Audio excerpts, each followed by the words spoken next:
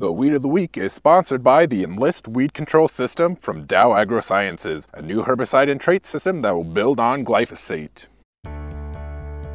Farming isn't just in the land, it's in you. Take control of weeds like never before. Enlist builds on the Roundup Ready system, combining proven control of a new 2,4-D and glyphosate in Enlist Duo herbicide. Protect what matters without changing the way you farm. Talk to your seed or crop protection supplier today.